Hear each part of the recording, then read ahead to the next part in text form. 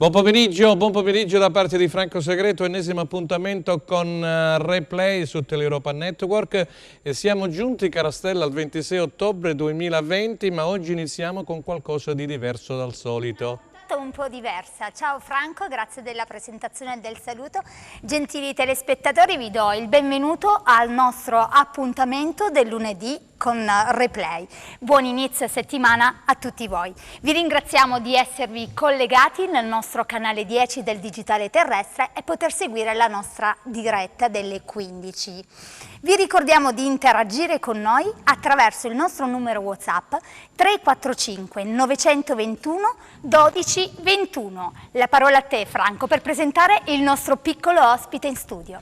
E allora lo presentiamo subito perché è un Carter, eccolo qua, se lo inquadriamo, ci è venuto a trovare il piccolo Carter che si chiama Ermanno Quintieri. Ermanno Quintieri praticamente è uno appassionato di Carter ma anche appassionato di calcio. Sì. E le cronache si sono interessate di lui da Cosenza Channel a nuovacosenza.com, a Diretta col News, insomma tanti giornali, compreso il Quotidiano, compreso Gazzetta del Sud nei prossimi giorni. Ecco qui, vediamo le foto e parlaci un po' di questa tua passione. A 12 anni sei arrivato secondo nell'Interregionale X30 Junior, parlaci. Sì, Ermanno. ho iniziato a 6 anni, grazie a mio padre. Possiamo tornare in studio così facciamo vedere Ermanno che ci racconta questa passione. Bella questa immagine, veramente bella, complimenti per chi ha scattato questa foto. Torniamo in studio, Luca, grazie. Allora, Ermanno, dicevi? Ho iniziato a 6 anni, grazie a mio padre che mi ha subito inserito nel mondo del kart. Io ho iniziato... Così per gioco? Sì, così per gioco, però poi è Ti sei appassionato? Sì, mi sono appassionato sempre di più, fino ad arrivare ad oggi, che sono appunto arrivato secondo nell'Interregionale Calabria. Leggiamo un attimo due righe che hanno scritto per lui. Debutto con piazza d'onore per il giovane cartista cosentino Ermanno Quintieri, che a solo 12 anni si è messo in luce nella terza gara del campionato interregionale karting Calabria-Basilicata, nella categoria X30 Junior. Secondo solo a Simone Virelli, Quintieri ha sfoderato una prestazione eccellente nonostante la categoria superiore alla sua età. Ermanno ha dato la polvere al campione uscente della categoria, lasciato alle sue spalle sia nella prefinale che nella finale. Ecco, quindi praticamente gli altri hanno un'età maggiore alla tua, quelli sì, che sì. Diciamo che 12 anni è praticamente l'età minima per iniziare nell'X30 Junior. Tu ci sei entrato. Prossima sfida, chiamiamola così, dove si terrà? La prossima sfida si terrà a Scalea, alla pista di Scalea. Però da quello che sappiamo tu vorresti anche gareggiare nel campionato italiano, giusto? Sì, l'anno prossimo vorrei gareggiare nel campionato italiano, però mi servirebbe anche un aiuto economico degli sponsor. È chiaro, quindi praticamente sei alla ricerca, se ho capito bene, per lo sponsor. Attualmente tu per chi gareggi? Per il team? Gianni Iusi. Per il team Iusi, però sei anche un tifoso del Cosenza, sì. mi dicono, no? Sì, sono tifoso del Cosenza e gioco a calcio nel... Che ruolo? Centrocampista centrale. Centrocampista centrale, poi qui avremo un ospite che è l'ex allenatore del Cosenza, Stefano De Angelis, sì, al quale chiederemo di venire a dare uno sguardo, chissà, mai dire mai nella vita. Grande tifoso rossoblu, grande Carter, vuoi dire qualcosa a chi ti sta ascoltando da casa? Un saluto veloce a tutti coloro che ti stanno seguendo, Ermanno. Grazie a tutti quelli che mi stanno seguendo, ai tuoi genitori, grazie ai miei genitori, soprattutto a mio padre e anche al mio meccanico Gianni Iusi che sta credendo in me in questo periodo e speriamo che continui così. Un domani anche nel mondo del calcio vorrei entrare nelle giovanili della mia squadra del cuore. Che sarebbe? Il Cosenza. Benissimo, grazie Ermanno. Grazie a voi, Ermanno Quintieri per essere stato con noi. Allora Stella, richiediamo alla regia i risultati della classifica di Serie B. Vediamo subito i risultati della Serie B. Allora, Cosenza-Lecce 1-1, Cremonese-Brescia rinviata, Empoli-Pisa 3-1, Monza-Chievo 1-2, Pescara-Frosinone 0-2, Pordenone Regina 2-2, Reggiana Cittadella rinviata, Salernitana Ascoli 1-0, Spal Vicenza 3-2, Virtus Entella Venezia rinviata al 14 novembre. Andiamo a vedere la classifica generale allora. Allora, andiamo a richiedere alla regia la classifica generale. Eccola Troviamo al comando Empoli con 13 punti, a seguire Salernitana 11, Cittadella Frosinone Chievo 10 punti, Venezia Regina 7, Spal Lecce 6, Cosenza 5 punti, Reggiana, Brescia, Pordenone e Ascoli 4 punti, a seguire Monza, Cremonese, Virtus Entella, Pisa 3 punti, Vicenza 2 punti, chiude la classifica il Pescara con 1 punto. Grazie Stella, allora abbiamo letto appunto i risultati e la classifica generale, ma andiamo subito a presentare gli ospiti, no? O no? Io ho Ecco, i nostri mister... ospiti in studio sono arrivati così come per magia. Allora, grazie per aver accettato il nostro invito. Antonio Clausi, giornalista di Cosenza Channel. Perdonami Antonio, mi dimentico sempre. Saluti a tutti. E poi il nostro grande mister Stefano De Angelis. Salve a tutti e ben trovati. Grazie, Ciao Stefano, grazie per aver accettato il nostro invito. Lo ha detto Stella, lo ribadisco pure io. Allora facciamo un giro prima di metterci in contatto con la Gazzetta dello Sport. Allora partiamo subito con questo, che partita è stata questa Cosenza Lecce, poi parliamo anche di Regina e di tutte le squadre calabresi. Grazie. Una partita entusiasmante, vibrante, una partita in cui, come ha sottolineato poi Roberto Chiuzzi, entrambe le formazioni potevano tranquillamente portare a casa i 3 punti. Un match giocato a viso aperto, pallino in mano a Lecce, Cosenza che sfruttava alla perfezione le ripartenze e gli spazi che Lecce offriva. Di Falcone e Gabriel abbiamo già detto, scritto fiumi e fiumi di parole, e la verità è che davvero entrambe le formazioni avrebbero meritato di portare a casa i 3 punti. Ne è nato un punto che non è ben chiaro, forse se soddisfa entrambe le formazioni oppure nessuno, però muove le classifiche sia del Cosenza che del Lecce, e quindi almeno per quanto concerne quella rossoblù è sicuramente, a mio avviso, un pareggio da prendere con il sorriso sulle labbra, perché fa continuare a viaggiare i lupi in quella direzione verso la salvezza. Ma poi al cospetto, caro Stefano, di una squadra della quale io praticamente ieri ho ricavato un'ottima impressione, tutti i giocatori che insomma la maggior parte hanno giocato in Serie A, giocatori che trattano bene la palla, grande qualità, grande tecnica, come diceva giustamente Antonio Clausi, ci sono stati 2 portieri all'altezza della situazione, da una parte Falcone emergente o quasi, dall'altra Gabriel che lo ricordiamo nel Milan, nel Cagliari, insomma. Dai, tu come hai inquadrato la partita? Ma riguardo al tuo discorso a livello di qualità, secondo me il Lecce insieme all'Empoli è la squadra con più alto tasso tecnico in questo campionato, e l'ha dimostrato ieri con numerosi fraseggi di alta qualità, giocatori che giocavano fino allo scorso anno in Serie A. Sì. Partita decisa, come avete detto entrambi, tu e Antonio, dalla bravura dei portieri. Un pareggio che secondo me soddisfa più il Cosenza per come sono andate le cose, perché comunque una partita ricca di emozioni che poteva finire 2-2, 3-3, ma che solo 1-0, se magari Falcone non avesse parato il rigore, probabilmente sarebbe stata un po' più dura raggiungere il pareggio per i ragazzi di Roberto Chiuzzi. Ma anche quell'azione di Carretta, lì se Carretta la mette Assolutamente, dentro, 0-0 quando Del Marco si un'occasione è di fatto Carretta. male. Sì, diciamo che sono quei sliding door che nella partita possono cambiare un po' l'andamento della partita, e poi anche il pensiero ovviamente degli addetti ai lavori e non. È una partita, ripeto, che comunque sia, per come andare le cose al Cosenza può andare bene, perché comunque sia il Lecce secondo me è una delle dirette candidate a vincere il campionato. La squadra costruita per la vittoria del campionato. Allora vogliamo ricordare il numero WhatsApp, l'hai già ricordato, arrivano Sì, certo. messaggi. Nel frattempo chiedo alla regia Luca Chito di mettersi in contatto con il... Già abbiamo la telefonata. Abbiamo Intanto già ricordo il nostro numero WhatsApp 345 921 12 21. E allora dovremmo avere al telefono... Nicola Binda. Brava, Nicola Binda, Gazzetta dello Sport. Pronto Nicola? Ciao Franco, ciao a te, tutti gli ospiti e tutti i telespettatori. Abbiamo ospite un collega dei Cosenza Channel e poi l'ex allenatore del Cosenza Stefano De Angelis. Allora, cosa vogliamo dire di questa quinta giornata? Io ieri ho letto un tuo fondo dove praticamente hai focalizzato il discorso sul Covid, molte partite che sono state rinviate, ahimè, la classifica è così, un po' ballerina.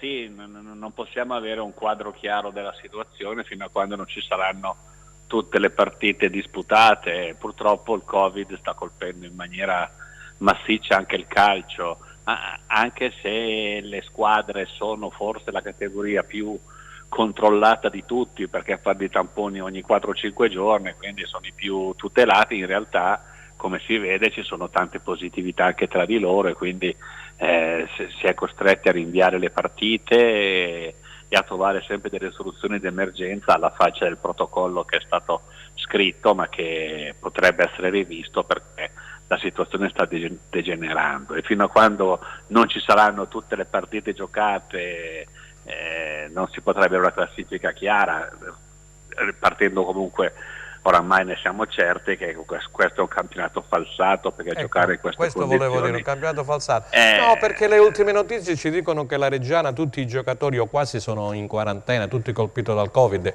quindi la Reggiana non ha giocato la prima partita. Come farà a giocare sabato? Manderà la primavera?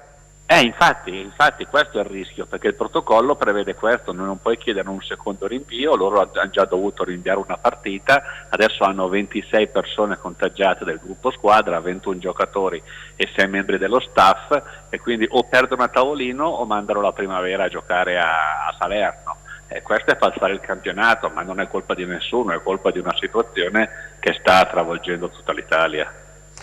Senti, ti faccio un'ultima domanda focalizzando il tutto sulle squadre calabresi. Intanto io ieri ho visto una gran bella partita tra Cosenza e Lecce, veramente il Lecce con grande qualità, giocatori importanti, dall'altra parte un Cosenza timido forse un po' nel primo tempo, ma nel secondo tempo ha detto anche la sua, ha meritato il pari a mio avviso, con due grandi portieri, Falcone da una parte del Cosenza e Gabriele dall'altra. Forse una partita che, come ha detto Chiuzzi poi nel dopogara, dice forse il pari non ci sta, doveva vincere o l'uno o l'altra squadra. Beh sì, diciamo che il Lecce, se avesse fatto il rigore, andava sul 2-0, sarebbe stato più difficile riprenderlo, però sicuramente il Cosenza ha offerto una reazione importante e ha messo alle corde una grande del campionato, che ancora non è grande. Io il Lecce l'ho visto a Brescia, dove ha perso 3-0, è stato imbarazzante. Adesso l'ho visto ieri qualche sprazzo in televisione, mi è sembrato sicuramente più quadrato, almeno nel primo tempo. Il Lecce ha fatto una buona partita, però non ha ancora i crismi della squadra che deve vincere il campionato. L'Empoli, per dire, che ho visto venerdì sera contro il Pisa, l'Empoli è già una squadra molto più avanti, e sicuramente tutta questa incertezza generale, con le preparazioni fatte in maniera approssimativa, in poco tempo, con i giocatori che andavano e venivano sul mercato, eccetera, cioè, per non parlare poi del Covid, ecco, cioè, tutte queste incertezze che accompagnano quasi tutte le squadre non riguardano l'Empoli, che invece è partito subito col passo giusto ed è sicuramente la squadra che ne sta approfittando e sta marciando via decisa, anche perché la squadra più attesa di tutte, la squadra che tutti quanti aspettavamo, sia questo Monza stellare dopo questo calciomercato fantasmagorico, in realtà ha tanti problemi anche il Monza, quindi l'Empoli ne approfitta, fa punti, se ne va, e chissà se poi gli altri riusciranno a prenderlo. Sentiamo il collega Antonio Claus di Cosenza Channel. Salve Nicola, buon pomeriggio. Ho due domande. Una, se sei d'accordo con me, parlando di Empoli, che si stia ripetendo un po' la storia del Benevento, non difficoltà, magari a sorpresa è mancata la promozione subito dopo essere sceso dalla Serie A, e l'anno successivo ha stravinto il campionato, e mi sembra che l'Empoli stia viaggiando proprio su quel solco. E la seconda domanda che ti pongo, se ci sono realmente possibili sviluppi per la panchina del Monza. Allora, riguardo l'Empoli, sì, il paragone ci sta, va detto che però il Benevento l'anno scorso ha fatto un cammino da record, e quindi un cammino straordinario. Ripeterlo sarà veramente difficile. Di sicuro, ripeto, l'Empoli l'anno scorso ha fatto una squadra forte per risalire, non è riuscito secondo me a trovare la conduzione tecnica giusta. Quest'anno, con la stessa base di giocatori e qualche rinforzo, ha trovato l'allenatore ideale, che sta facendo vedere veramente un bel calcio. Questo Alessio Dionisi, credetemi, sarà un allenatore che è destinato a un grande futuro, e quindi sì, l'Empoli potrebbe ripetere il cammino del Benevento, anche se non con tutti quei record, perché quei record sono irripetibili per un bel po' di tempo. Riguardo il Monza non ci sono ancora ombre sulla panchina di Brocchi, anche se è logico che quando una società è così ambiziosa, una società, una proprietà ha investito tanto, vuole assolutamente raggiungere questo traguardo storico, non stanno lì a guardare i sentimentalismi, a guardare in faccia a nessuno. Il Monza, se le cose non vanno, interverrà in tutto quello che dove è possibile intervenire, quindi anche cambiando allenatore. Adesso, ripeto, non è un argomento sul piatto, però se le cose dovessero continuare ad andare male la società interverrà. Certo, aver fatto solo 3 pareggi in 4 partite è un po' poco per una squadra così, quindi sicuramente tutte le valutazioni non le faranno di pancia, non le faranno in maniera istintiva, perché sono una società molto esperta, però non lasceranno nulla di intentato per andare in Serie A. Senti, invece a Pescara cosa succede secondo te con Oddo, visto che stiamo parlando della B in generale? Pescara è messa male. Sì, non è sicuramente stato, non è risbocciato l'amore, ancora non c'è il feeling. Oddo continua a tradire dei difetti, quelli di dare poche certezze alla squadra, e questa maniera di fare non sempre funziona. Il Pescara oggi è una squadra con tanti giocatori, ma che ancora non ha trovato un'identità, e in campo sta ottenendo pessimi risultati. Ieri c'è stato questo summit lungo fra i dirigenti e il tecnico, in cui si è fatto il punto della situazione, si è deciso di andare avanti insieme, ma dopo l'esperienza dell'anno scorso sicuramente il Pescara non aspetterà le ultime 2 giornate per cambiare allenatore, farà sicuramente un intervento a monte. Pescara, insomma, vabbè. Ok, grazie allora a Nicola Binda per essere stato con noi, per averci dato il suo contributo dalla Gazzetta dello Sport. Grazie Nicola, buon lavoro. Grazie a te Franco, un saluto a tutti quanti voi. Grazie. Allora, Stefano, hai sentito quello che ha detto anche sul Cosenza? Quello del Pescara, perché comunque sia è una società che comunque investe, cerca di investire nel modo migliore, ha un ottimo settore giovanile. Purtroppo sono lo scorso anno, soprattutto dopo il lockdown, e questa partenza che lasciano, diciamo, qualche problematica per il futuro, perché comunque sia, come ha detto te, adesso affronterà un paio di partite abbastanza toste sulla carta, proibitive, quindi vedremo quello che accadrà. Senti Stella, ci chiedono di vedere gli highlights della partita, io lo chiedo in regia a Luca Chitto, della partita tra Cosenza e Lecce, così la commentiamo insieme ad Antonio e anche a Stefano De Angeli. Le richiediamo alla regia di...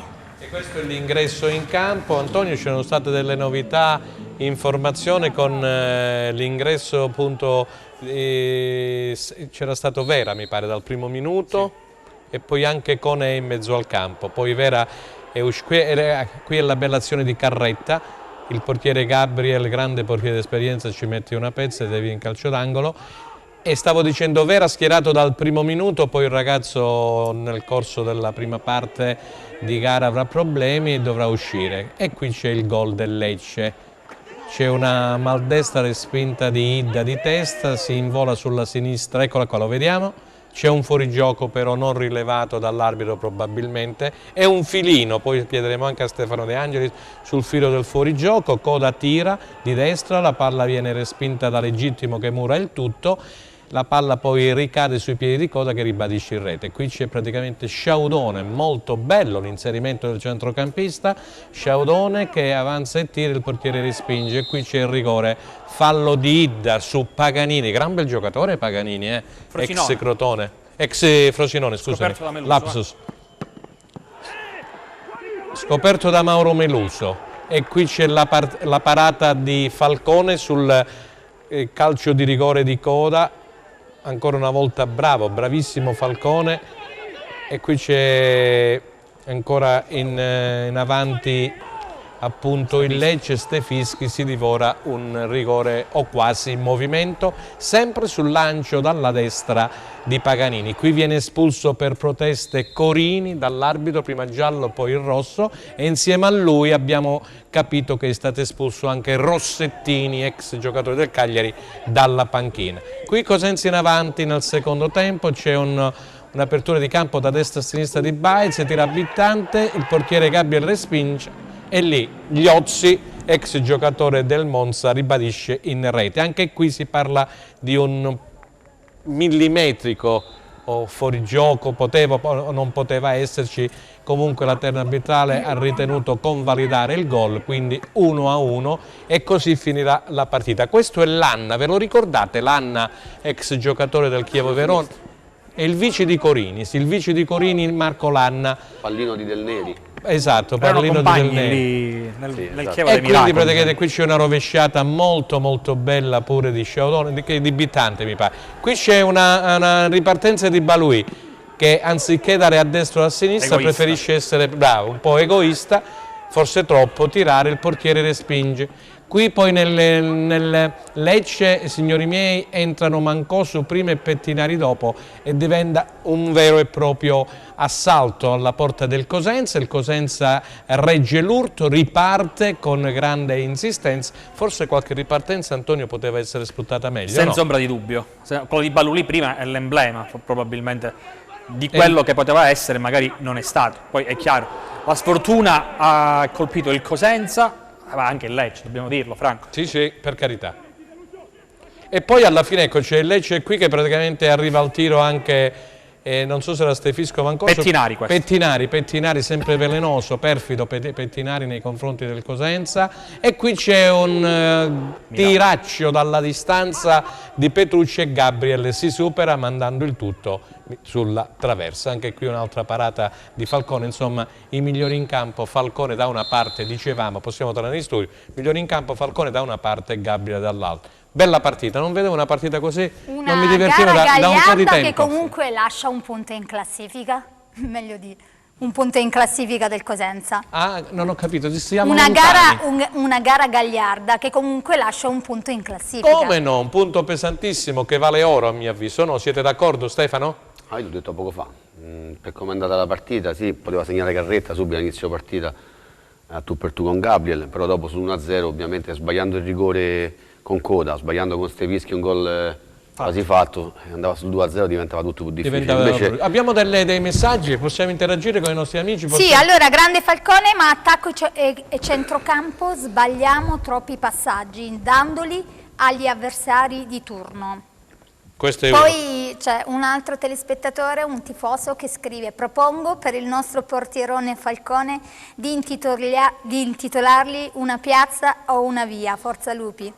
Poi allora, buongiorno, vai. Volevo mettere in evidenza che squadra è il Lecce, giocatori che prendono almeno 400.000 euro a testa, se non in più, per cui pensate un po' cosa deve sopportare ogni domenica il Cosenza giocando con queste corazzate. Ma come dicevo in altre puntate, Occhiuzzi per me sarà nei prossimi anni un allenatore che farà il salto di categoria. Ok, allora qui arriva invece un messaggio per ricordare ieri purtroppo un ragazzo, un giovanissimo lupo, lo hanno definito alcuni amici, Massimo Dionesalvi su tutti, che è perito purtroppo la scorsa notte tragicamente. Emanuele Molinaro aveva 19 anni ed era tifosissimo del Cosenza. Le condoglianze a tutta la sua famiglia. A tutta la sua famiglia, purtroppo un tragico incidente, aveva diciamo, assistito con gli amici alla partita del Cosenza, purtroppo condoglianze da parte di tutta la rete di Teleuropa Network. Allora Stella, non so se dobbiamo andare in pubblicità perché dopo posso anticipare agli amici che abbiamo non ci hanno ancora comunicato. Una diretta telefonica col direttore sportivo del Cosenza Stefano Trinchera. Allora io vado naturalmente da Antonio. C'è la pubblicità? Sì, ok, dopo aver visto gli highlights, aver ascoltato i nostri ospiti, vi lasciamo qualche secondo per andare in pubblicità. E dopo Stefano Trinchera. Restate con noi.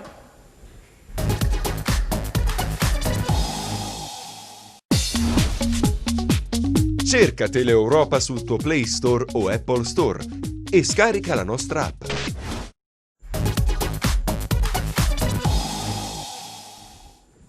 Allora, seconda parte di Replay, lunedì 26 ottobre 2020. Nel frattempo diciamo del collegamento, che avvenga il collegamento con il direttore sportivo del Cosenza Stefano Trinchera, volevo appunto chiedere ad Antonio il Cosenza, ci chiedono 5 partite, 5 pari, i tifosi aspettano una vittoria, però mi pare che la squadra di Occhiuzzi abbia retto bene, perché Regina, Spal, sì, anche se trova la partita di Reggio. Poi ci sarà la partita sabato contro il Chievo a Verona. Sì.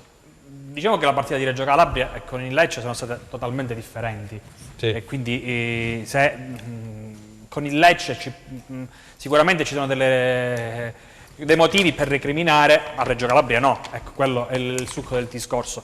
Con il Lecce il Cosenza ha creato tantissimo, a Reggio è stato un altro tipo di partita, una partita influenzata dall'espulsione e quindi di contenimento. Però sì, il cammino io sono fatto da Occhiuzzi, per me al momento è soddisfacente, non si poteva chiedere, non dico di meglio, però sicuramente per come il Cosenza sta giocando io sono tranquillo per un futuro abbastanza roseo.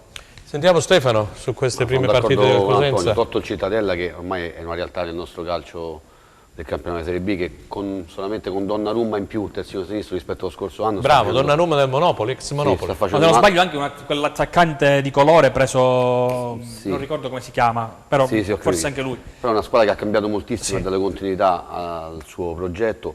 Le altre squadre che ha affrontato il Cosenza sono squadre che sulla carta devono fare un campionato di alto vertice, quindi penso miglior partenza. Probabilmente mancava una vittoria che poteva cambiare la classifica, però il campionato è lungo e penso che se il Cosenza continua sotto questo punto di vista farà molto bene. Abbiamo qualche messaggio, Stella, in attesa della telefonata? Sì, certo. Allora, buon pomeriggio a tutti. Volevo sapere quando vedremo le nuove maglie. Grazie, questo non sappiamo rispondere a questo telespettatore. Io non posso rispondere quando vedremo le nuove maglie. Perché purtroppo non possiamo aiutarti. Abbiamo Trinchera? Ancora no? Ok, allora la fortuna è Falcone, bravo Chiuzzi che è perizioso, il Lecce forte ma non quanto la Regina se avessimo avuto i 3 punti. Mi pare che Baez stia tornando, questo un telespettatore. Sì, perché ieri è tornato nella sua posizione di trequartista, quindi insomma... Poi continuano a parlare sempre di Falcone, penso che abbiamo in linea... Finalmente. Grazie dalla regia Stefano Trinchera. Direttore, buon pomeriggio. Buon pomeriggio a voi. Buon pomeriggio, allora stavamo mettendo a fuoco con Stefano De Angelis, te lo ricordi Stefano? Sì? Un saluto al mister, come? Certo che me lo ricordo. Saluto al mister e poi abbiamo anche il nostro amico collega Antonio Clausi di Cosenza Channel. Stavamo parlando un po', abbiamo parlato con Nicola Binda di quello che è stata questa giornata un po' particolare, con molte partite rinviate causa Covid purtroppo ai noi. Però focalizziamo il discorso su Cosenza Lecce, la tua ex squadra, il Lecce dove vivi tu, insomma, quelle zone. A me ha fatto un'ottima impressione. Io ho scritto questa mattina che un po' si guardano troppo nello specchio questi giocatori del Lecce, giocano più di fioretto e non di scimitarra, che la B naturalmente è quella che è, qualcuno che ancora si deve calare in questo campionato. Sotto porta sono un po', un po' imprecisi, però tecnica e qualità sicuramente alla formazione leccese non difetta.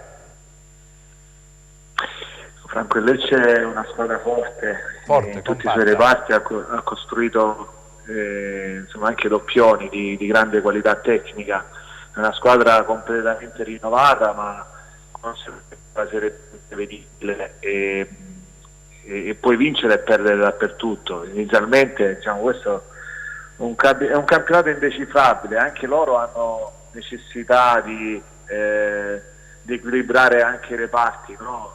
Gradualmente questa è una squadra destinata a raggiungere le prime posizioni, però è anche vero che di fronte aveva un Cosenza che come loro anche noi cercavamo la prima vittoria, quindi ha trovato un Cosenza, una squadra guerrita, insomma.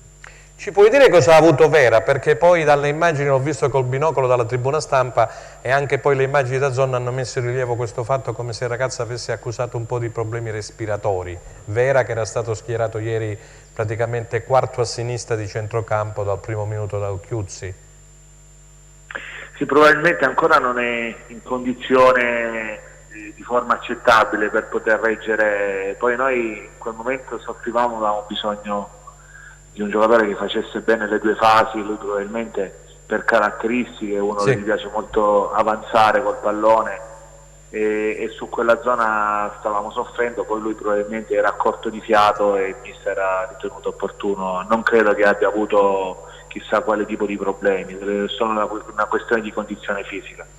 Questione di condizione fisica. Che Cosenza hai visto tu? Un po' io l'ho inquadrato un po' timido nel primo tempo, specie su quella fascia dove si inserivano Henderson e Paganini, due grandi giocatori per la categoria. Poi nel secondo tempo invece Chiuzzi ha rimescolato un po' le carte, corsi a destra, il famoso usato sicuro, a sinistra Bittante. Come dicevi tu giustamente, direttore, c'è stato maggiore equilibrio in campo, poi abbiamo ribattuto colpo su colpo, al di là poi, come dicevo, della qualità e della tecnica degli avversari.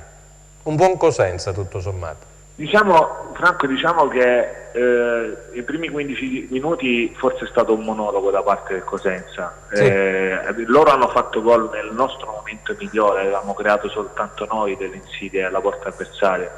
Poi loro hanno trovato questo gol su una nostra ingenuità difensiva e forse l'unica cosa che può recriminare il Lecce è quella di non averne approfittato di un momento dove con rigore, con l'occasione di questi fischi, loro probabilmente potevano prendere un largo vantaggio, ma tante cose potremmo recriminarle anche noi, tenuto conto che Carretta, Sciaudone hanno sprecato sotto porta, c'era un episodio dubbio su Sciaudone quando è stato atterrato da Xidis, e poi però la partita è stata aperta a qualsiasi risultato nel secondo tempo, dove noi abbiamo spinto, abbiamo creato anche noi molte occasioni. Sei rimasto soddisfatto tu di queste prime partite, nonostante siano arrivati solo pareggi?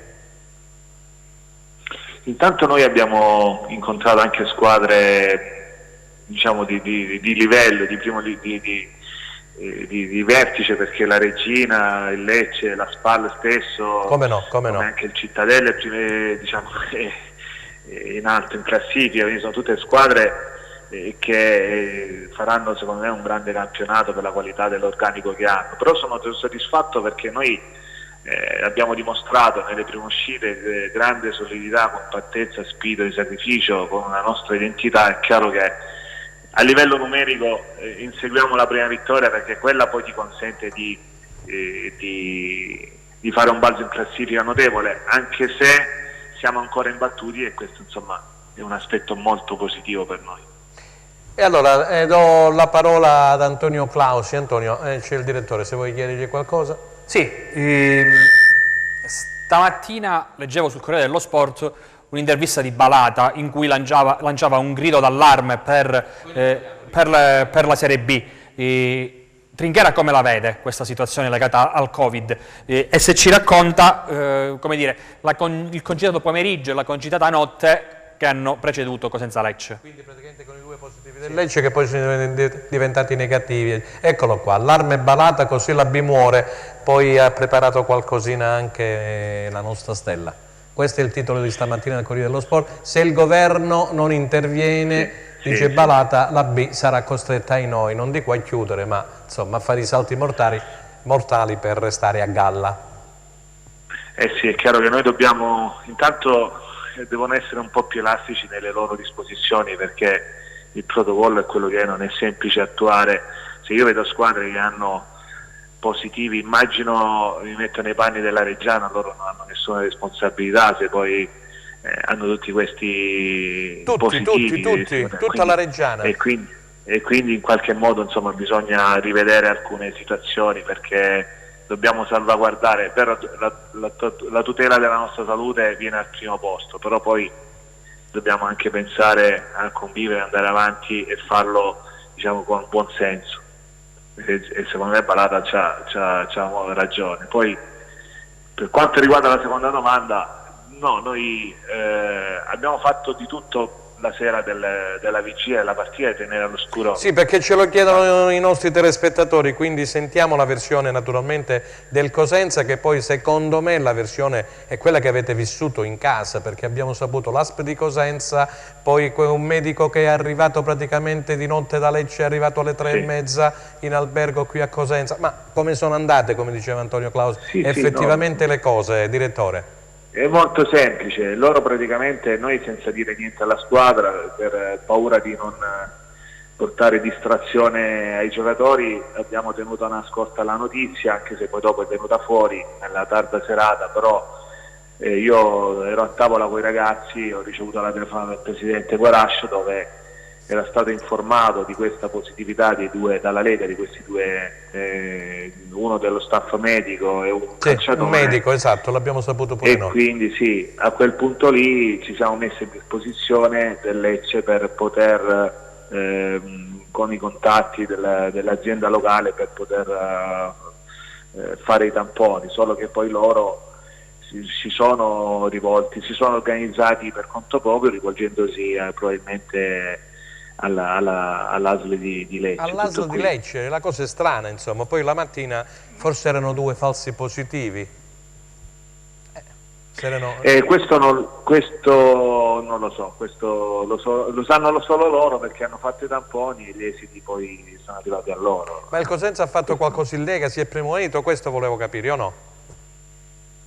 No, noi non avevamo niente a cui appellarci, perché anzi siamo stati sempre a disposizione del Lecce per qualora avessero bisogno del nostro supporto, ma non ce n'è stato nemmeno bisogno, insomma.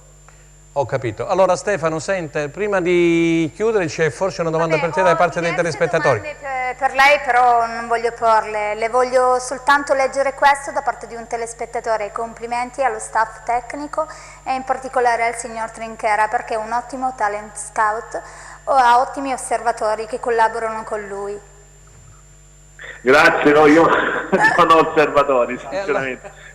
Allora Stefano, io ti chiedo una cosa, quando vedremo diciamo al top gente come Sacco, gente come Bach, che poi ho visto praticamente essere tra i convocati mentre ieri non eri in panchina, non lo so. Molti chiedono infatti se chiedono molti di Bach. Petre, Borrelli e Igliozzi l'abbiamo visto, quando li possiamo vedere diciamo al top questi ragazzi che devono ancora integrarsi, se vogliamo? Intanto voglio fare una precisazione su Ba. Ba ha avuto un risentimento muscolare, ma una piccola contrattura molto lieve, e quindi si è pensato bene di non rischiarlo per questa gara, perché poi il rischio è quello di compromettere le cose ulteriormente. Mentre per i nuovi, quelli che hai citato poco fa, sono tutti giovani di valore, che hanno bisogno anche del tempo per poter inserirsi in un contesto di gioco del mister Occhiuzzi. Tra l'altro il mister più volte, anche dal confronto che ne viene fuori con me, insomma ci sta lavorando quotidianamente per questo, perché anche lui è contento di questi ragazzi, perché si nota a occhio nudo della qualità di questi ragazzi, però hanno bisogno di inserirsi in un contesto di squadra dove con lo zoccolo duro già dall'anno scorso nella fase finale del campionato ha avuto ci vuole un po' di tempo. L'ultima domanda te la pone Antonio Claus.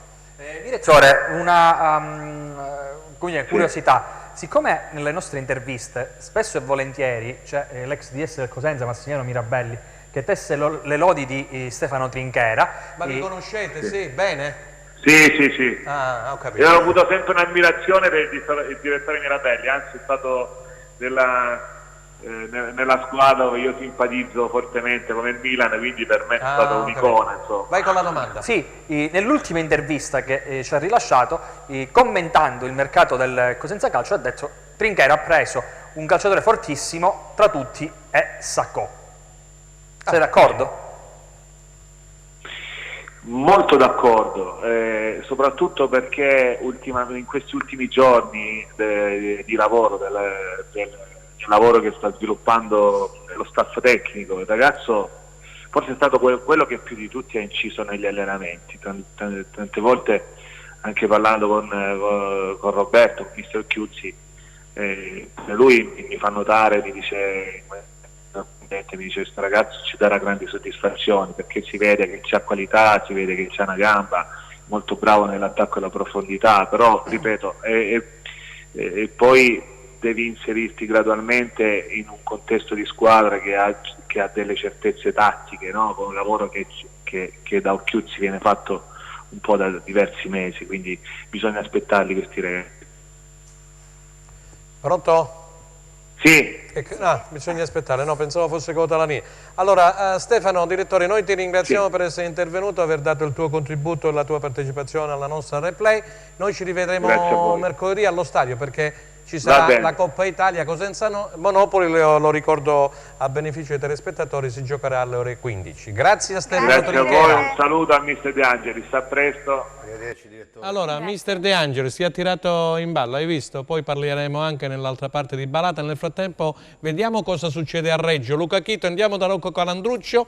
Stefano, condividi quello che ti ha detto Stefano? No, abbiamo detto una cosa importantissima, che La squadra del Cosenza Calcio è formata prettamente, fra virgolette, da riserve di giovanissima età, tutti i ragazzi del 2000-2001, il nostro tutti Sueva. millennial, insomma. Quindi questo lascia ben sperare anche per il futuro, perché conoscendo Roberto, che è molto meticoloso nel curare soprattutto i giovani, penso che da qui in avanti 2 o 3 di questi ragazzi li vedremo esplodere nel campionato di Serie B.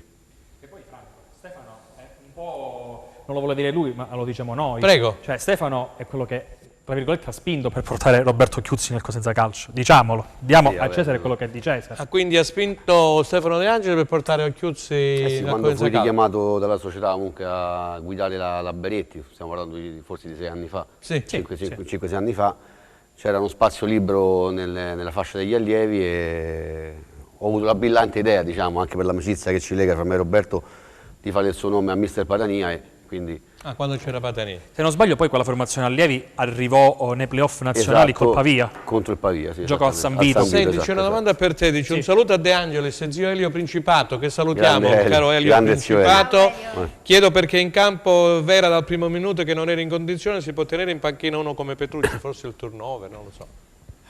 Partite ravvicinate, chiaro. Chiuzzi dice sempre che lui ha 22, 23, adesso non so da quanti... 25 con Matosevic. Esatto, dice di avere tutti i calciatori titolari. È ovvio che bisogna dare una chance a tutti quanti. Chiuzzi sta ragionando in quest'ottica e quindi probabilmente dopo la buona prestazione di Reggio Calabria ha pensato di dare spazio a Cone. Su Vera probabilmente è stato fatto... Vabbè, ma c'è anche un Anche turnover, perché no? Anche Sì. ma anche È Stefano anche l'avrebbe il fatto. vicino in quel ruolo, in Di- questo momento, esattamente. quindi Bittante, anche se sta facendo benissimo anche lo scorso fine campionato, comunque è prettamente destro e Sì, comunque certo. Ma io credo che poi alla fine con Vera in condizione gli esterni del Cosenza siano Vera e Bittante.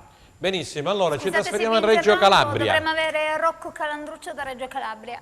Buon pomeriggio.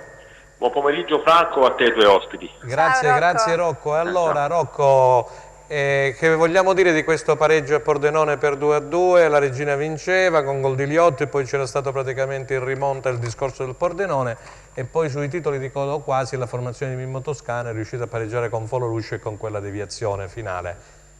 Un buon punto?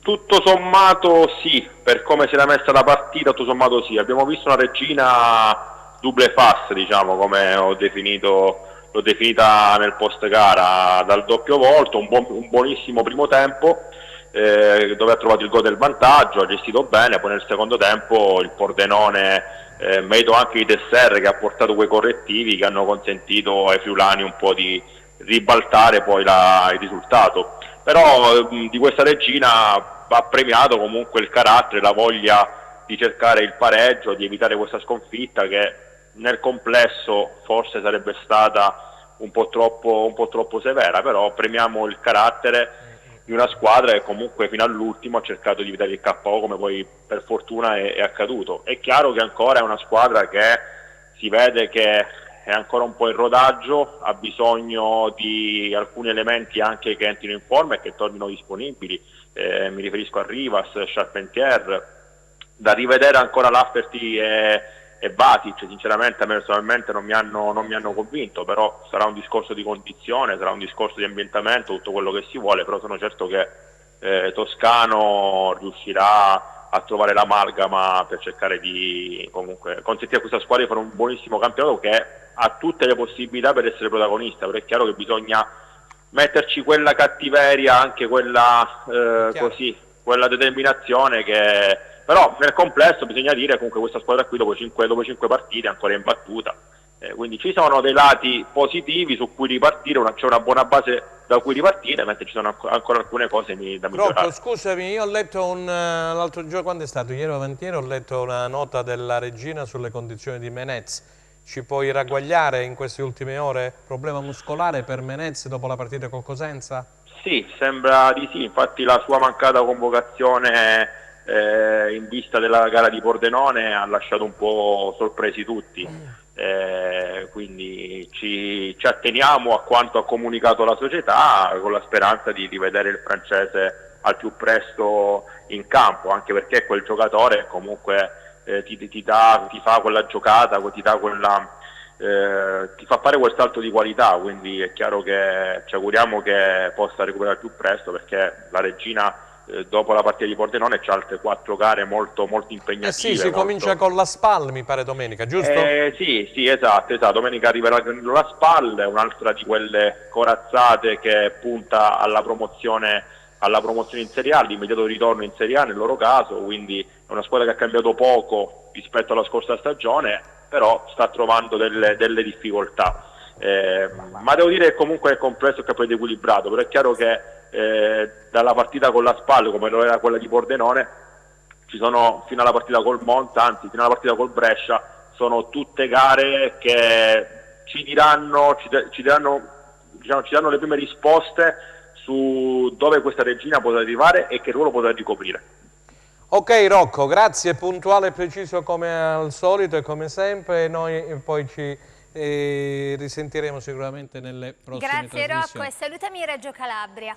Lei è regina, ogni tanto devo mandare i saluti a tutto il popolo di Reggio Calabria, Come no, tutti i miei zii lì, mio padre è nato lì, quindi quando sento un reggino mando i saluti alla città. Grazie Rocco. Avevo già staccato. Ecco. Una buona serata. Grazie. Ciao. Allora, mi ridate quel cartello di Balata perché ci scrivono in tanti, perché sono preoccupati per la situazione. Luca Chito, Balata che chiede al governo per la legge praticamente sì, infatti, Franco, legge rilancio tifosi... dove non sono previsti, aspetta un attimo sì. che lo dico io, non sono previsti praticamente, dice Balata, come dire, ristori tra virgolette per le società di Serie B. Questo è il grido d'allarme. Mi scrivono, caro Antonio, mi dicono, dice, ma caro Franco, la situazione come sta? In effetti il Cosenza, dobbiamo dire brava di Eugenio Guaraci. Per quanto mi riguarda io dico che è stato abbastanza oculato. Certo. Vai con la Infatti domanda. Franco, alcuni tifosi ti chiedono se il comportamento tenuto dal presidente Guarascio, appunto in fatto di Covid, sia stato tutto sommato prudente, perché molte squadre sono in difficoltà finanziaria. E siccome, come dice Tullio Calzone, Corriere dello Sport, e come dicono anche Gazzetta dello Sport, è tutto sport per questa legge di rilancio dove non è previsto e dal punto di vista economico nulla, caro Antonio, per le società. Io dico che poi alla fine, insomma, presidenti come quelli del Cittadella, come quelli del Cosenza, che sono oculati, possono avere la meglio su stirpe del Frosinone, che se non vende giocatori non si sa se arriva da qui a dicembre, gennaio, con la situazione del Covid che c'è in Infatti atto. il presidente Io Balata... per quanto mi riguarda questa è la mia tesi, poi non so se il collega o De Angeli se sono d'accordo. No, sono modus operandi differenti, Franco. Cioè, ognuno opera come meglio crede. Non c'è dubbio. Quindi non c'è da dire bravo o io dico meno che bravo chi a una, è più a una persona. come bilancio, sì. Col discorso Covid, io parlo dell'emergenza Sì, il Covid. discorso Covid, ma è chiaro, se un presidente ritiene di avere la disponibilità di spendere 10, spende 10. Se un presidente ritiene di avere la disponibilità... Sì, ma è un discorso che a rischio di ognuno. Se un nostro presidente, chiaramente investendo 10, ritiene di poter ottenere sul campo maggiori risultati. E magari non sempre succede così. Assolutamente. Viceversa, Cittadella Docet. Cittadella Docet. Continuiamo fra pochissimo, non cambiate canale, andiamo qualche minuto in pubblicità.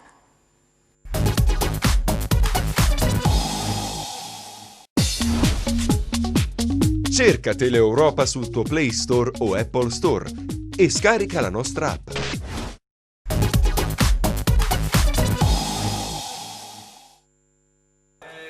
Siamo nuovamente in diretta. Massimo, mi puoi controllare per cortesia il televisore? Il monitor. Allora, torniamo per la terza ed ultima parte di Replay. Abbiamo ascoltato anche Rocco Calandruccio, poi vediamo se la regia ci riesce a mettere in contatto con Crotone. Torniamo a bomba perché sono tante le domande sul Cosenza Calcio. Noi tra un discorso e l'altro riusciamo ad inserire tanta roba. Vai Stella! Leggo i messaggi o posso fare messaggi. delle domande a loro? Ma come vuoi tu. Ok. Come vuoi tu. Allora Antonio, Ida, come ti è sembrato durante la gara tra Cosenza e Lecce? Ho letto nei social che molti tifosi si sono lamentati della sua prestazione, me la confermi? Rivedibile in questa partita, forse è stata la prima gara in cui Ida è risultato insufficiente. Può starci, perché comunque su 5 gare ne ha giocate 4 davvero molto bene. Ieri non è che ha demeritato, ma in alcuni episodi... Vabbè, l'episodio del rigore esattamente, in alcuni episodi chiaramente non è stato all'altezza del ruolo che gli compete, ma ribadisco... È un gladiatore. Assolutamente, anzi, ci può stare. Voglio spezzare una lancia a suo favore, perché giocando al centro della difesa ha riscoperto probabilmente una seconda giovinezza, dove come terzo del pacchetto arretrato forse non rendeva come sta rendendo adesso. Insomma, bene Occhiuzzi, bravo Idda. Come la vedi la difesa del Cosenza in grosso, così Idda, vabbè, l'abbiamo visto, Legittimo sempre uno dei migliori anche ieri, i tre centrali. Sul Legittimo c'è poco da parlare. C'è poco da parlare. Ha una concentrazione tale, io mi ricordo una volta il mister Mutti che mi disse preferisco 10 giocatori da 6, 6,5 che 7, 8 da 8 che poi fanno la partita da 4. Idda è uno di quelli che fa la partita da 6, 6,5, Legittimo è uno di quelli che fa sempre la partita ad alti livelli con pochissime sbavature, probabilmente non è partito benissimo in questo momento in grosso. C'è qualche domanda prima di andare a sentire Crotone? Vai. Mister Stefano, perdonami, avresti schierato una formazione diversa da quella messa in campo da Occhiozzi ieri? Parlare con il senno di poi è sempre facilissimo, no? Vero. Quindi certo. Roberto vive la settimana con intensità 24 ore al giorno, non 12 come fanno tanti, conoscendolo, quindi sapeva bene la squadra che andava a mettere in campo. È ovvio che a livello fisico tante volte in allenamento è una cosa e la domenica è un'altra, perché comunque oltre all'intensità dello sforzo fisico c'è anche l'intensità mentale che porta via tante energie, quindi probabilmente il ragazzo avrà pagato anche questo e Roberto ha fatto bene comunque sia a sostituirlo prima che magari potesse andare ancora peggio la situazione su quella fascia dove il Lecce stava facendo un po' i comodi propri. Crotone. Okay, grazie. Abbiamo in collegamento Claudia Berlingeri della Gazzetta. Ciao Claudia, buonasera. Buon pomeriggio. Buonasera a tutti, Franco. Mi fate vedere Claudia? Eccola qua Claudia che è arrivata. Ciao, dalla prossima settimana mi dicono dovremmo andare via Skype, dai. Così... La nostra compagna di viaggio è anche lei, sì. Claudia, allora, ma che succede a questo Crotone? Ho visto la partita, tu sai, insomma, io sono simpatizzante del Cagliari, non mi fa raggiungere altro, però insomma... Sì, però diciamo che... No, io voglio dire una cosa, a Stroppa vorrei chiedere questo se fossi là in conferenza, 4 gol a Genoa alla prima giornata, 2-0 in casa col Milan, 4 gol a Sassuolo, 4 gol a Cagliari, e allora qualcosina... È vero, con la Juve di cui è tifoso Antonio Clausi, insomma, qualcosina bisogna registrare lì dietro, anche il centrocampo, poi l'uscita di Cigarini. Non mi è piaciuta l'espulsione di Cigarini, dopo 3 minuti della ripresa. Esatto. Franco, ci sono tante cose che non vanno, secondo me anche il centrocampo non è andato bene perché filtravano troppe palle da lì, cioè non filtrava bene il centrocampo, per cui poi in difesa è chiaro che Magallan ancora deve integrarsi bene proprio nel calcio italiano, perché arriva da un altro tipo di calcio, per cui ancora non deve entrare bene nei meccanismi di gioco del mister. È chiaro che non si sa ancora perché abbia preferito Golemic a Marrone, insomma, che è rimasto in panchina. Golemic abbiamo visto tutti lo svarione su Simeone, per cui insomma anche Luperto non ha fatto bene. Franco, come dicevi tu, si salvano alcuni... Sì. Io ho salvato Messias, per esempio. Messias a me Messias, Molina. Bravo, Molina. Ma anche Reza, che in attacco si fa insomma, a Cagliari lo stanno ancora cercando, visto che... Poi non ho capito una cosa, Claudia, non perché sia io un simpatizzante dell'amico Emanuel Riviere, ma farlo entrare a 1 minuto dal termine, che significato ha? No, secondo me aveva fatto solamente 2 allenamenti con la squadra, per cui non l'avrà voluto rischiare dall'inizio, perché poi arriva da un infortunio muscolare, per cui sai... Sì, questo lo so. Per cui insomma... No, quando ho visto 90esimo entra Riviere, dico... Esatto, no, ma Stroppa è uno di quelli che fatica a fare i cambi a gara in corso, però è chiaro che, Franco, quando giochi così a viso aperto, sicuramente non deve essere un demerito, però comunque se parti con l'obiettivo di salvarti, un minimo di attenzione lo devi fare, perché non si può sempre cercare la costruzione forzata anche nel momento di maggior pressing, per cui sai, l'errore, se non hai un elevato tasso tecnico, è sempre dietro l'angolo, quindi ancora c'è tanto da lavorare. E ce lo auguriamo tutti, perché è una squadra calabrese, il Crotone poi prima o dopo insomma imboccherà la strada maestra, perché i Frenna sanno quello che devono fare, così come il DS Ursino. C'è qui Antonio Clausio che ti vuole porre una domanda. Vai Antonio. Non è che forse... Ciao innanzitutto Claudia. Non è che forse Stroppa dovrebbe dare un maggiore equilibrio alla squadra? mi chiedo, anche perché magari entro un po' nel dettaglio, ieri ad esempio parlavi di Resa, bene, però quando c'è magari da difendere, faccio l'esempio di quando Zappa è andato sul fondo e ha scodellato in mezzo il cross poi per Sottil, lì a mio avviso si è vista la mancanza di equilibrio, non tanto nello schieramento ma negli uomini che Stroppa mette poi sul rettangolo di gioco. Sei d'accordo?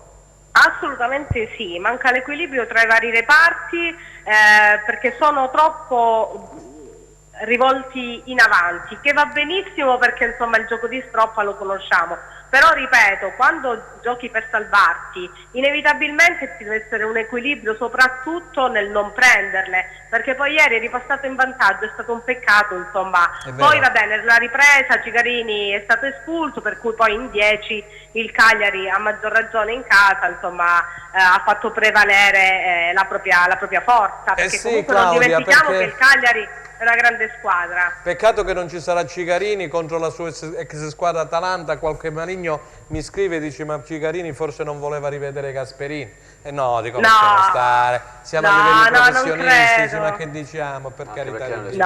Però è una mancanza diciamo fondamentale Cigarini in mezzo al campo. Assolutamente sì, anche se penso che insomma al suo posto giocherà Benali, che è rientrato. Quindi, Benali l'ho visto ieri, sì, l'ho visto. Sì, tornerà, diciamo, giocherà quando Benali poi mediano. avrà il passo solito, insomma è uno che può fare anche la differenza, è un ottimo giocatore. Non so se c'è Stefano De Poi Angelis. non dimentichiamo che mercoledì c'è il turno di Coppa Italia.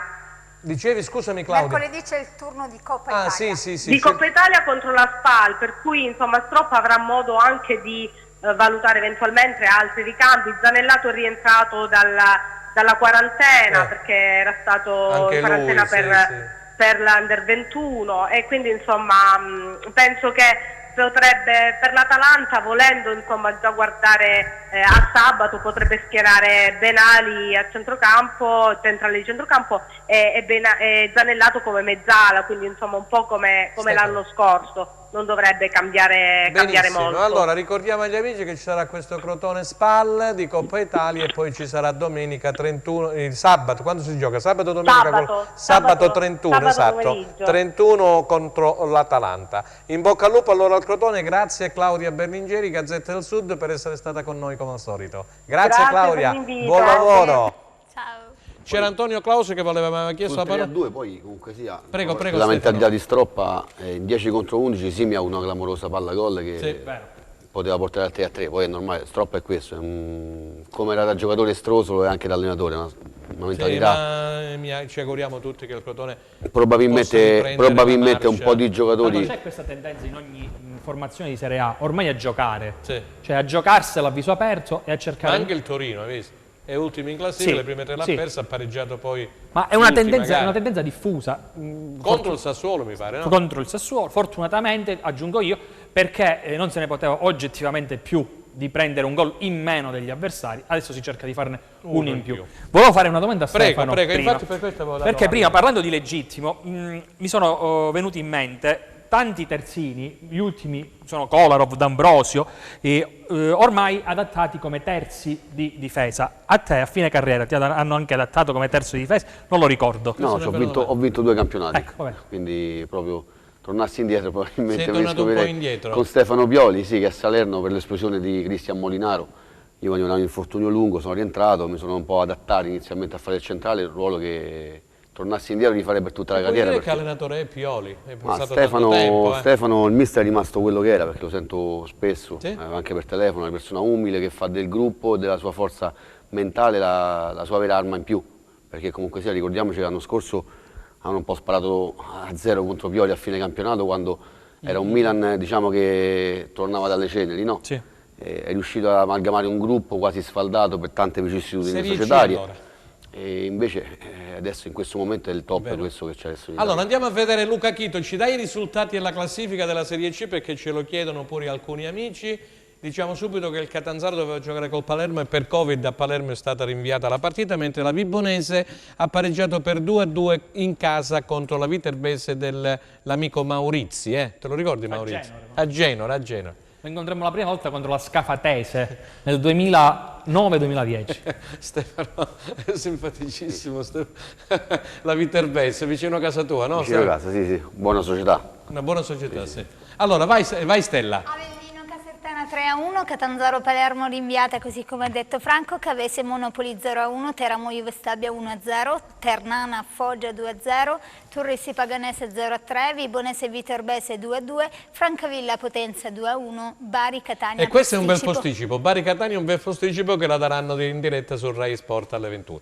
Vai Stella con Andiamo la classifica generale. Chi c'è? La Chi c'è classifica all'incina? generale. Troviamo al comando la Ternana con 15 punti, a seguire Teramo 14, Avellino 13, Bari 11, Turris 10, Juve Stabia 10, a seguire Vibonese 9, Catanzaro Monopoli 8 punti, Bisceglie 7, Catania, Viterbese, Paganese 6 punti, Potenza, Francavilla 5 punti, Casertana, Foggia 3 punti, chiudono la classifica Palermo e Cavese con 1 punto. Diceva Grazie Antonio alla Clausi regia. che sta arrivando l'Avellino di Braglio. Ho visto un gol di Mariano molto bello, No, non ho visto immagini. Belli, due gol ha fatto. Non ho visto immagini, però... Ma anche Litteri sta segnando. Sì. Sta segnando a Trieste Litteri ogni A domenica. proposito di difensori a 3, Braglia ha reinventato uno che poteva fare solamente all'esterno, a difensore a 3 che è Ciancio, che sta giocando a 3 come dietro e sì, sta facendo dietro, ottime sì. Ciancio a prestazioni destra, anche ho visto ieri a destra e a sinistra. Ma c'è un bell'attacco con Maniero e Fella. Adesso abbiamo ma un po'. una buona squadra. Siamo andati oltre parlando anche di Serie C. Allora, arrivano altri messaggi, altrimenti andiamo a vedere il prossimo turno della Serie B, cara Stella. Sì, Vai con i andiamo a vedere- messaggi. Allora, i messaggi parlano di ciò che abbiamo detto in precedenza, però ce n'è uno in particolare che voglio leggere. Prego, leggili tutti, perché poi ci dicono ma il mio Sì, non l'avete infatti letto, poi- il mio così, il mio colà. Belli e brutti li leggiamo È vero, tutto, ho fatto anche a una me rima la sera mi baciata. scrivono, ma non hai letto il mio. Bravo. Allora, a volte non riusciamo, non In lo privato facciamo ti apposta. scrivono però. In privato, privato, sì. ma lei ha tanti fans, figuriamoci. Allora, dice un tifoso, il Crotone ha preso Rivière per farlo stare in panchina, era meglio che stava a Cosenza, almeno giocava. Soprattutto voglio fare i complimenti anche a Saracco, forza Cosenza Calcio, quest'anno voglio vedere un Cosenza scalpitante, basta fare i timidi e sbranare di più. Vabbè, poi in Vabbè, dialetto Saracco lo sappiamo, è un gran bel dicono, portiere pure lui, "Diamo poi è lupi". entrato Falcone, è un ottimo momento di forma. Poi ci chiedono... la prima partita. Rivière sì, Rivière, Quindi ecco non- Antonio, lo vuoi non dire gioca, tu? Non è un panchinario Ieri del Crotone. è andato per la prima alla volta. fine, dopo l'infortunio della prima giornata, un infortunio muscolare, è tornato ieri. Anche a Cosenza Quindi ha non fatto è la un stessa cosa, ti panchinario. ricordo?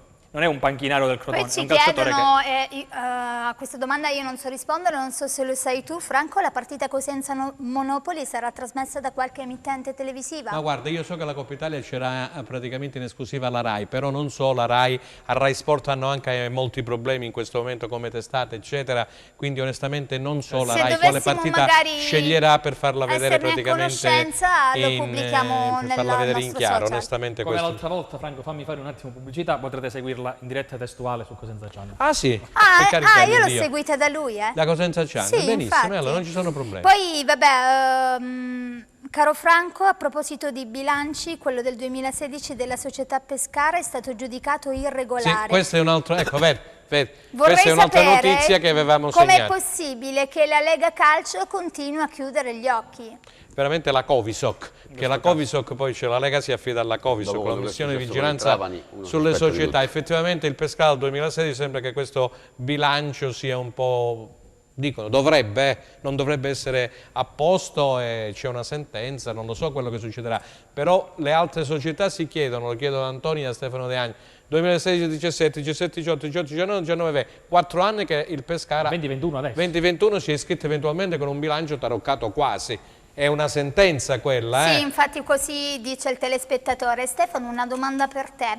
Volevano sapere i nostri telespettatori un giudizio sull'arbitro, visto che il presidente del Lecce si è molto lamentato. Penso che ha abitato in maniera corretta.